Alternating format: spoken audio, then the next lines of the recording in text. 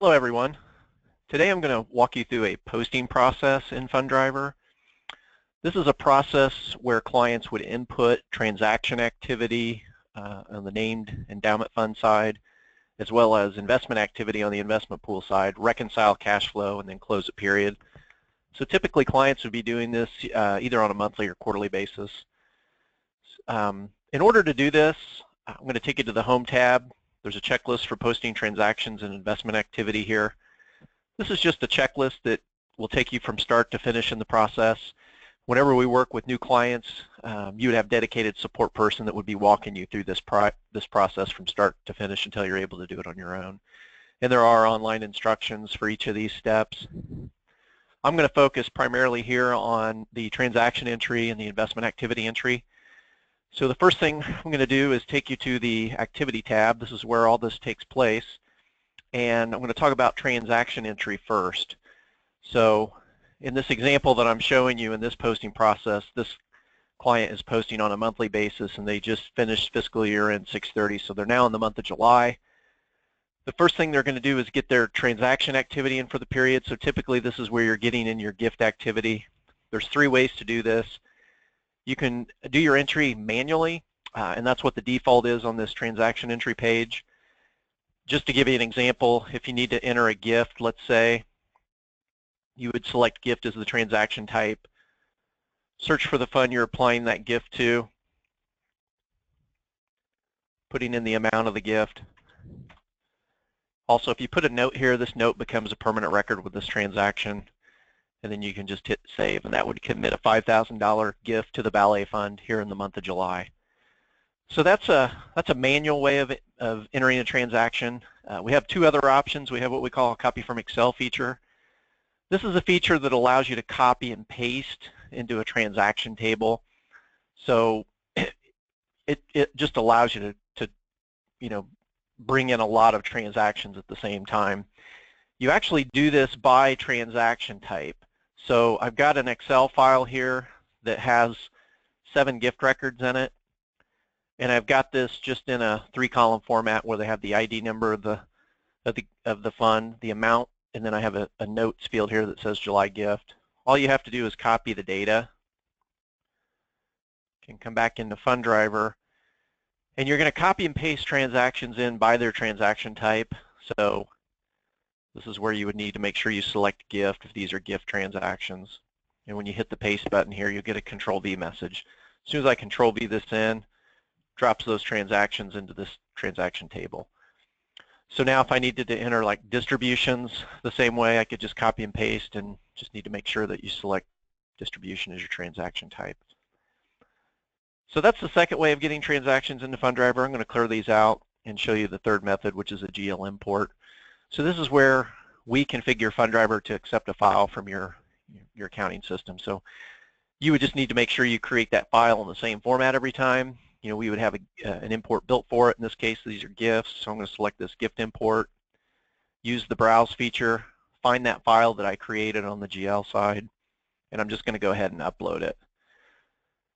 So when you hit the upload button, it's going to take every one of those records and try to commit it to the database. If there's a problem, it'll hang up on you here. So it says 7 records in the file, 6 of them processed, 1 of them pending needs correction, and the error description here in the grid says no matching endowments found. So, this could have been, trying to bring in a gift transaction to a fund that I hadn't yet set up yet, or it could just be the wrong ID number, which is what's going on in this situation. I have an X at the end of it to get it to hang up on me here, so I'm just going to go into Edit, take that X off of there, and then I'm just going to reprocess that record. So I just brought in 7 gift records here.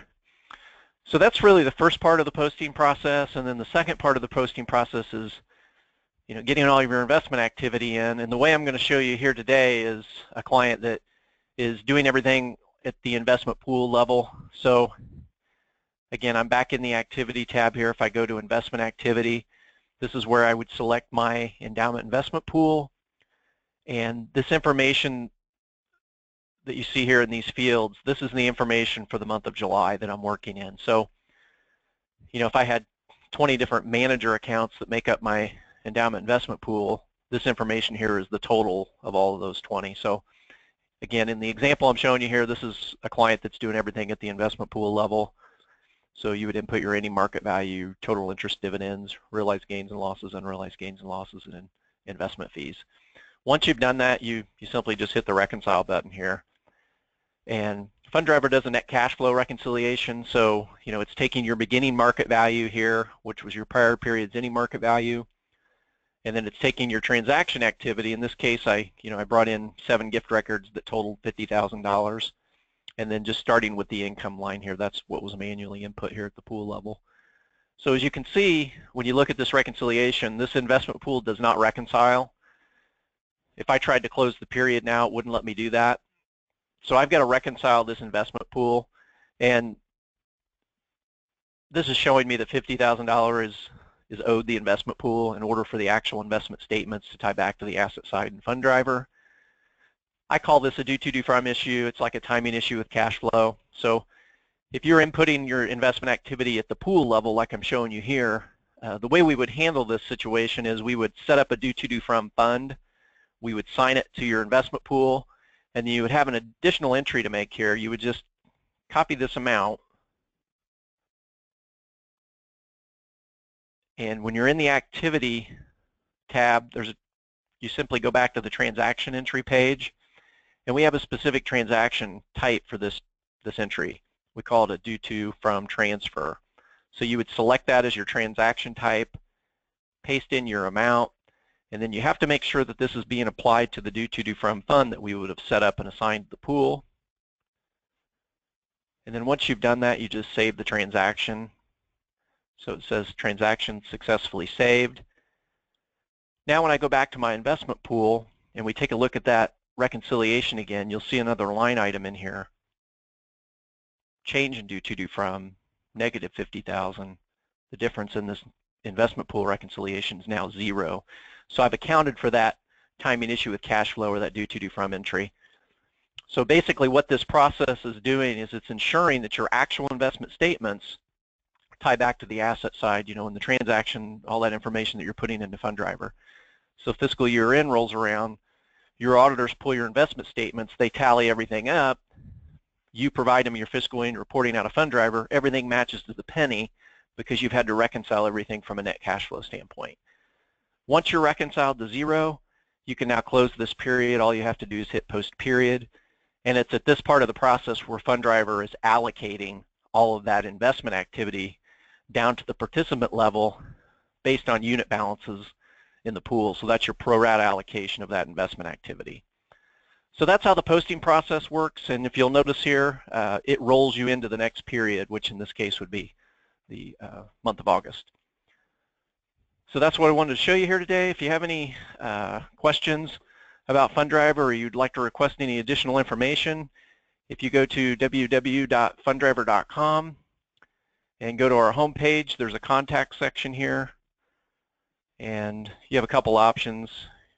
My name and phone number is found on this page, as well as my email address, and you can also send a request for information here as well. So with that, I'm going to conclude this session for today. Everybody have a good day. Thanks.